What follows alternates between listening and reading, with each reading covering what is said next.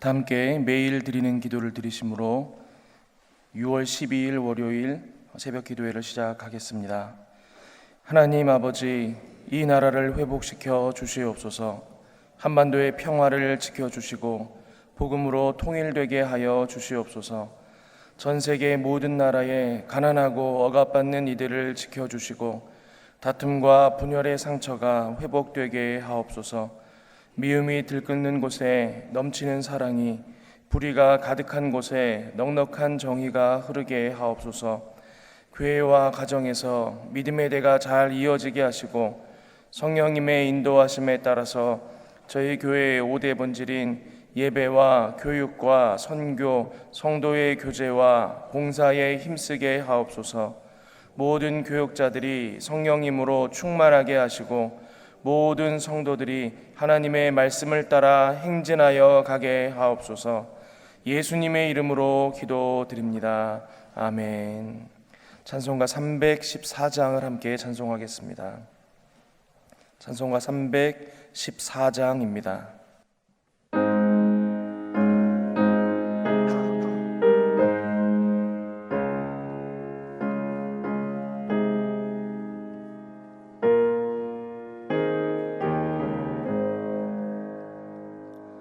내 구주 예수를 더욱 사랑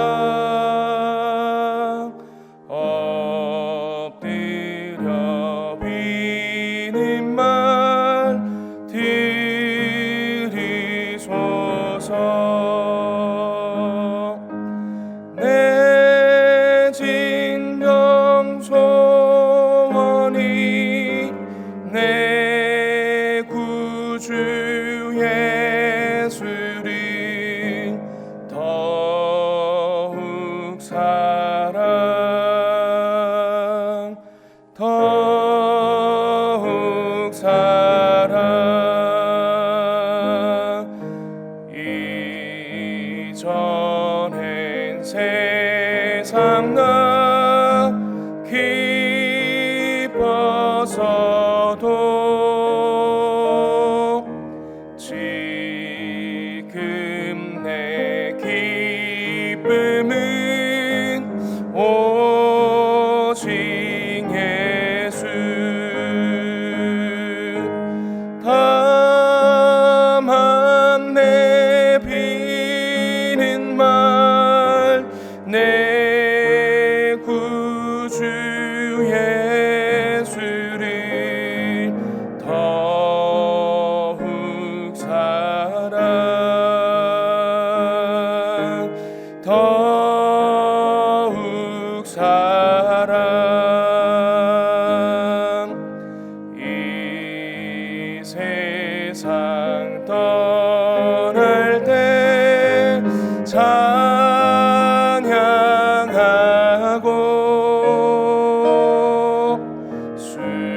숨질 때 하는 말 이것일세.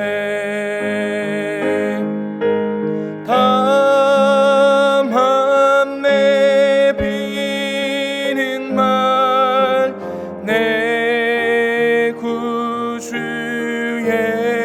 예수를 더욱 사랑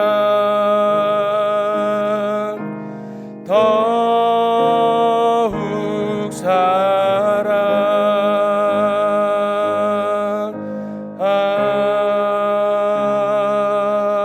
아멘. 오늘 저희에게 주신 하나님의 말씀은 시편 64편입니다. 하나님이여, 내가 근심하는 소리를 들으시고 원수의 두려움에서 나의 생명을 보존하소서. 주는 악을 꾀하는 자들의 음모에서 나를 숨겨주시고 악을 행하는 자들의 소동에서 나를 감추어 주소서. 그들이 칼같이 자기 혀를 연마하며 화살같이 독한 말로 겨누고 숨은 곳에서 온전한 자를 쏘며 갑자기 쏘고 두려워하지 아니하는도다. 그들은 악한 목적으로 서로 격려하며 남몰래 올무놓기를 함께 의논하고 하는 말이 누가 우리를 보리요 하며 그들은 죄악을 꾸미며 이르기를 우리가 묘책을 찾았다 하나니 각 사람의 속뜻과 마음이 깊도다. 그러나 하나님이 그들을 쏘시리니 그들이 갑자기 화살에 상하리로다. 이러므로 그들이 엎드러지리니 그들의 혀가 그들을 해함이라. 그들을 보는 자가 다 머리를 흔들리로다. 모든 사람이 두려워하여 하나님의 일을 선포하며 그의 행하심을 깊이 생각하리로다. 의인은 여호와로 말미암아 즐거워하며 그에게 피하리니 마음이 정직한 자는 다 자랑하리로다. 나를 공격하는 사람들을 대하는 신자의 태도라는 제목을 하나님 말씀 함께 나누도록 하겠습니다. 여러분, 히브리 성경이 그 구약 성경을 분류하는 방법이 지금 오늘날 우리가 구약 성경을 분류하는 방법과는 조금 다릅니다. 히브리 성경은 크게 세 등분으로 분류가 됩니다. 하나는 토라, 우리 모세 오경이라고 불리는 토라가 있고요. 또 네비임이라고 해서 예언서라고 불리는 부분이 있습니다.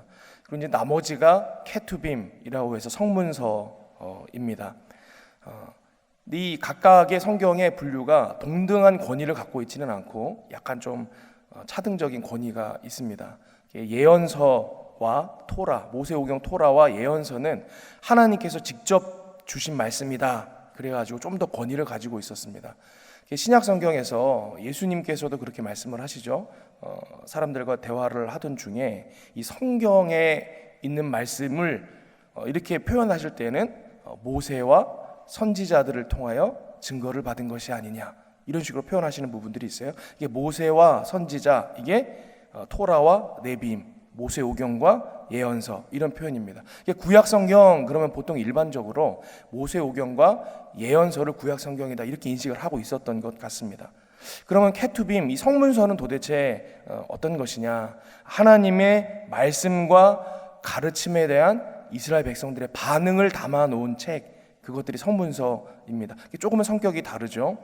모세오경과 예언서는 하나님께서 직접 하신 말씀들이 기록되어 있다, 그렇게 이해하고 있다라면 성문서는 하나님께서 하신 말씀과 또 하나님께서 보여주신 일들에 대한 신앙인들의 고백, 반응, 이런 것들이 담겨 있는 책이다, 그렇게 이해하실 수 있겠습니다. 그래서 성문서에 이 속하는 책들은 물론 성령의 충만함을 받은 사람들이 기록하였으니 우리가 그것을 하나님의 말씀으로 받아야겠지만, 보다 구체적으로는 우리 신앙의 선배들이 삶 속에서 어떻게 믿음으로 반응했는가, 거기에 초점을 맞추고 읽을 필요가 있습니다. 성문서에는 믿음의 사람들의 기도, 찬양, 깨달음 등이 담겨 있고, 또 믿음의 후배들은 이를 보고 하나님의 사람들이란 이런 거구나, 신앙인의 삶이란 이런 거구나 하며 이해하게 된다라는 것입니다. 우리가 지금 읽고 있는 이 시편도 여러분 성문서에 속하지 않습니까? 그래서 시편을 읽고 묵상할 때에도 이러한 이해를 가지고 이 시편을 볼 수 있어야 합니다. 각 성경을 읽을 때는 또한 그 문학 장르에 따라서 우리가 다른 읽기를 하지요. 시와 노래로 구성되어 있는 이 시편은 오늘날 우리가 시를 감상하는 것처럼 본문을 좀 읽을 필요가 있습니다.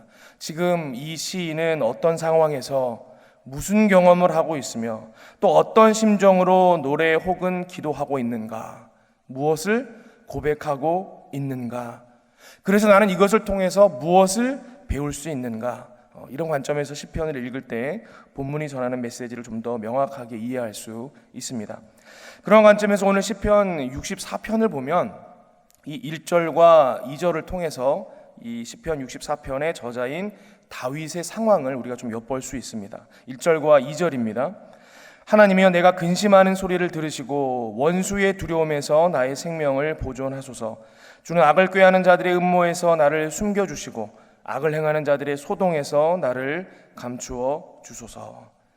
지금 시인 다윗은 원수들로 인해서 굉장히 두려운 가운데 있다는 것 우리가 알 수 있습니다. 악한 이들이 나를 해할 모의를 하느라 은밀한 모임을 가지고 있고, 또 뭔가 나를 괴롭게 하는 소동을 막 일으키고 있습니다.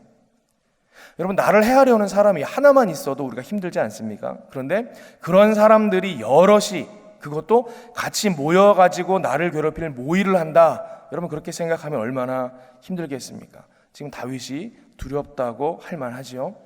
그리고 3절에서 6절은 그 악한 자들이 시인을 어떻게 공격했는지가 나타납니다. 3절에서 6절입니다. 그들이 칼같이 자기 혀를 연마하며 화살같이 독한 말로 겨누고 숨은 곳에서 온전한 자를 쏘며 갑자기 쏘고 두려워하지 아니하는도다.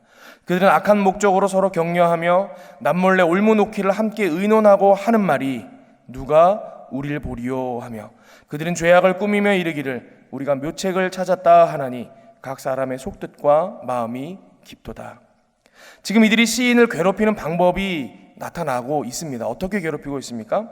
칼같이 자기 혀를 연마하며 화살같이 독한 말로 겨누고 숨은 곳에서 온전한 자를 쏘며 또 갑자기 쏘고, 이게 지금 보니까 말로 공격하고 말로 괴롭히고 있는 것입니다.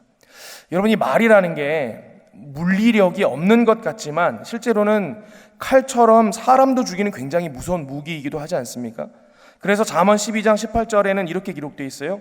칼로 찌름같이 함부로 말하는 자가 있거니와 지혜로운 자의 혀는 양약과 같으니라. 이 말이 사람을 찌르고 죽이는 칼과 같다, 지금 그렇게 기록하고 있는 것입니다. 게다가 2절에서 언급한 내용들을 다시 보면 이들이 모여가지고 계략을 꾸미고 또 시인을 괴롭힐 소동을 일으켰다, 이렇게 기록되어져 있는데 가만 보니까 뭔가 시인을 향한 악한 말들을 뒤에서 막 만들어내고 또 나쁜 소문을 내고 그랬다라는 것을 우리가 짐작할 수 있습니다. 사람들이 나를 향하여 수군거리고 나를 보는 눈빛들이 달라지고 또 나를 멀리하고, 지금 그런 일을 이 다윗이, 시인이 당하고 있구나, 우리가 짐작할 수 있습니다. 여러분, 이 악의적인 소문이라는 게 왜 위협적입니까? 그것이 가진 그 현상들이 있죠. 그 일이 일어났을 때 나타나는 현상들이 있습니다. 첫 번째로는 거짓으로 나의 명예가 실추되기 때문입니다. 뭐 내가 합당한 일을 했기 때문에 그것 때문에 내 명예가 실추된다 그러면 뭐 어쩔 수 없죠. 감내해야 되는 것인데 뭔가 거짓으로 인해서 나의 명예가 막 실추되는 것입니다. 여러분, 이런 경험 해보신 분들이 있을 거예요. 굉장히 힘든 고통입니다. 두 번째는 게다가 이 악의적인 소문이라는 것은 굉장히 빨리 퍼집니다. 그 예전에 그 어떤 공영방송에서 이 악의적인 소문에 대한 실험을 했던 것을 제가 본 적이 있습니다. 아마 보신 분도 있을 텐데요. 일부러 그 방청객들을 100명이었는지 200명이었는지 제가 정확히 생각은 안 나는데 100명 가까운 방청객들을 섭외를 했습니다. 어떤 뭐 토론 프로그램인지 시사 프로그램인지 이렇게 꾸미고 아닌데 100명의 방청객을 불러 모아서는 한쪽 편에 50명을 쭉 앉히고 이쪽 편에도 쭉 50명을 앉혔습니다. 두 그룹은 연결이 되어 있지 않은 거죠. 이제 진행자가 가운데 있고 카메라를 향해서 이렇게 방송을 하는데 프로그램 내용 중에 일부러 이 실험을 기획한 이들이 양쪽 모서리 끝에 있는 사람들한테 정보를 주는 거예요. 여기 모인 사람들은 서로 아무런 관계가 없는 사람들입니다. 서로 잘 모르는 사람들인데 한쪽 끝에 있는 사람들한테는 어떤 소문을 문자 메시지로 지인을 통해서 보내게 했냐면 어떤 연예인에 대한 나쁜 구설수 뭐 그런 거 있지 않습니까? 갑자기 새로 나온 소식인 것처럼 그것을 이쪽 끝에 있는 사람에게 전하고 반대쪽 끝에 있는 사람들한테는 또 어떤 소문이 갔냐면 어떤 연예인이 어떤 단체에다가 큰 돈을 기부했다 뭐 이런 선한 내용의 소식을 전했습니다. 그게 이제 이 중간에 방송 인척하고 있는 이 프로그램 중간에 쉬는 시간이 되었습니다. 쉬는 시간이 되어서 확인을 한 거예요. 이 소문이 도대체 어디까지 퍼졌는가.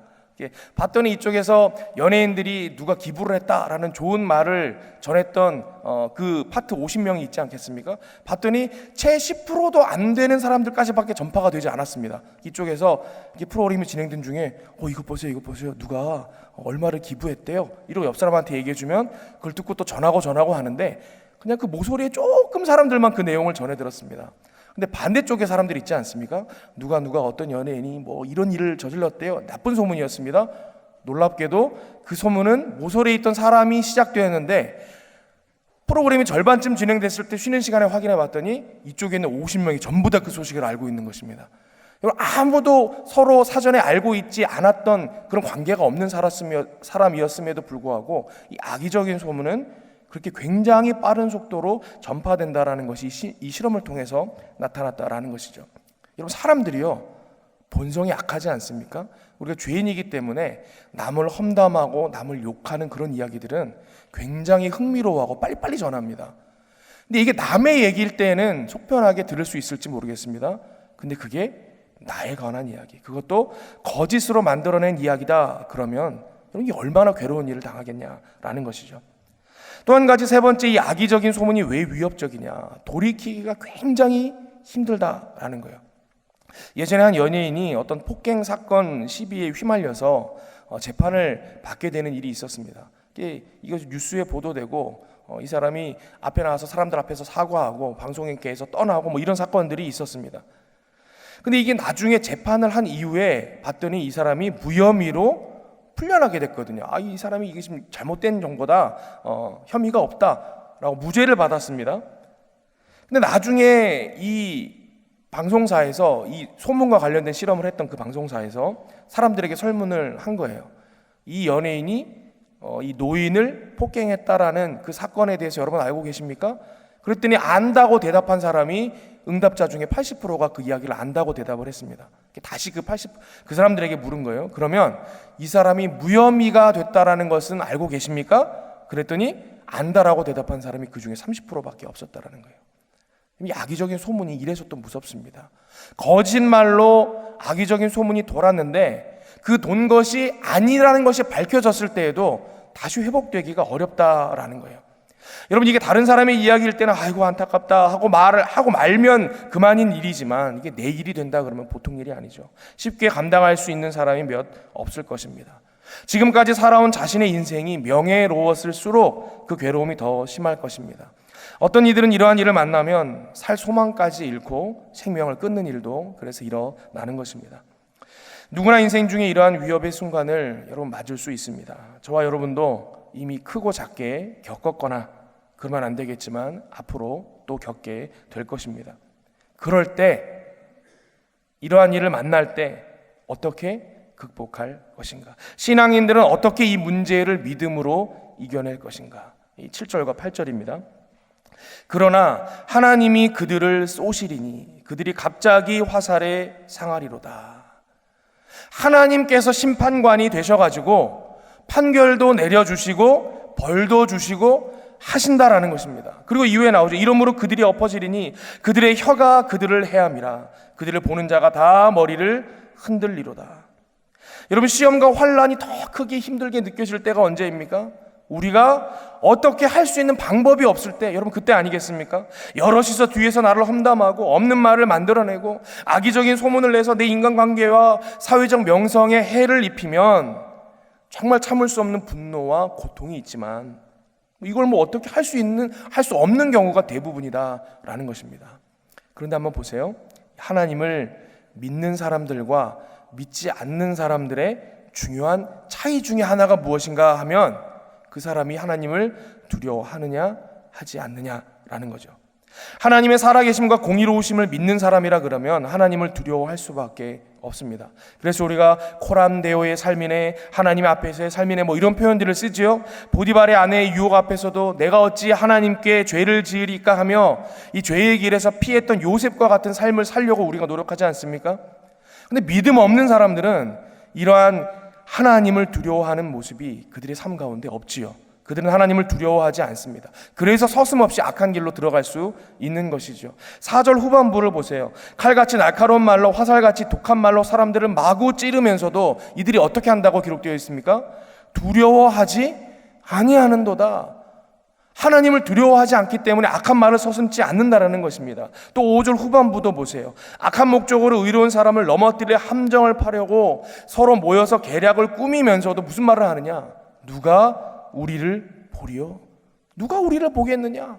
하나님이 보고 계신다라는 사실을 망각하고 잊고 있다라는 것입니다. 여러분, 제가 지금 교회를 다니는 사람, 다니지 않는 사람 이렇게 구분하고 있지 않습니다. 믿는 사람, 믿지 않는 사람 이렇게 구분하고 있어요. 무슨 말이냐? 여러분, 내가 말로 누군가를 공격하고 내 말에 칼같이 날카로움이 있다 그러면 여러분 나도 어떤 사람일 가능성이 높습니까? 하나님을 두려워하지 않을 사람일 가능성이 높다라는 거예요. 여러분, 우리가 말을 하면요 그 사람도 듣지요. 또 말을 하는 나도 듣습니다. 근데 또 누가 들으십니까? 하나님이 들으시는 거예요. 근데 믿음 없는 자들은 누가 우리를 보리요? 누가 내 말을 들으리요? 한다라는 것입니다. 그런데 한번 보십시오. 실제로 이 일이 일어났을 때 악한 말을 하고 누군가를 말로 찌르고 하나님을 두려워함 없이 그런 악한 일을 저질렀을 때 하나님이 심판관이 되셔서 심판하신다 그러지 않았습니까? 그런 일이 일어나면 나중에 모든 사람들, 처음에는 하나님을 두려워하는 사람과 두려워하지 아니하는 사람들이 나뉘어져 있었는데 하나님의 심판이 있은 이후에는 9절이에요. 모든 사람이 두려워하여 하나님의 일을 선포하며 그의 행하심을 깊이 생각하리로다. 여러분 보세요.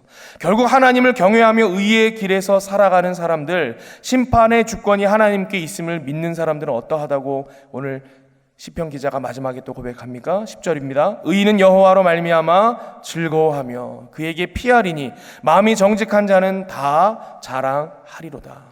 공의로운 하나님께 다 맡기고 그래서 괴로운 중에서도 즐거움으로 하나님께 피할 수 있다. 그러므로 마음이 정직한 자들은 다 하나님을 찬양하라. 지금 이렇게 고백하고 있는 것입니다. 오늘 이 시인의 믿음으로 하는 고백이 똑같이 우리의 고백이 될 수 있기를 바랍니다. 여러분 삶 속에서 뒤에서 거짓말과 은밀한 계획으로 나를 공격하는 이들을 만나게 될 때에 하나님을 두려워하는 참 믿음의 사람의 모습으로 여러분 승리하실 수 있기를 바랍니다. 하나님의 사람은 그러한 중에도 공의의 하나님을 믿고 악한 일을 꾸미고 거친 말로 공격하는 자들의 심판을 즐거운 마음으로 하나님께 맡길 수 있다라는 것입니다. 그리고 나의 억울한 일들을 공의롭게 풀어주실 그 하나님을 그 괴로운 중에도 진정으로 찬양할 수 있다라는 것입니다. 저 여러분들이 오늘 시편 기자가 고백한 대로 살아가실 수 있기를 바랍니다. 언제나 우리 하나님께서 공의로운 심판자로 우리와 함께 하실 줄 믿습니다. 함께 기도하겠습니다. 아버지 하나님, 오늘 시편 기자의 고백을 통하여 우리의 삶을 돌아봅니다. 우리도 이 시편 기자의 아팠던 순간처럼 다른 사람들의 악의적인 험담으로 나를 찌르는 공격적인 말들로 인하여 괴롭고 힘들었을 때가 있었음을 압니다. 아버지 하나님, 그러할 때 우리가 어찌할 줄 몰라 괴로워하는 것이 아니라 오늘 시편의 저자와 같이 이 모든 것들 하나님께서 공의롭게 심판하실 것이라는 믿음을 가지고 그 가운데에서도 하나님을 찬양할 수 있는 능력의 백성들, 하나님의 사람들 되게 하여 주시옵소서. 감사드리며 이 모든 말씀 예수 그리스도의 이름으로 기도하옵나이다. 아멘. 이 시간 합심하여 기도하기를 원합니다. 먼저 오늘 말씀 붙들고 삶에서 악의적인 거짓 소문과 날카로운 말로 나를 공격하는 이들을 만나더라도 공의의 하나님께서 심판주가 되심을 믿고 하나님께 다 맡길 수 있는 믿음의 사람으로 승리케 하소서, 이렇게 기도하기를 원합니다. 또한 이번 주간 영락 오이 코스를 통해 성도들이 인생의 매 순간 주님 앞에 맡기며 살 수 있도록 위해서 기도하기를 원합니다. 또한 캐나다 산불, 하와이 화산 폭발로 인해서 고통을 겪는 현장이 하루빨리 회복될 수 있도록 하나님의 도우심을 구하며 이 시간 합심하여 기도하도록 하겠습니다. 기도하겠습니다.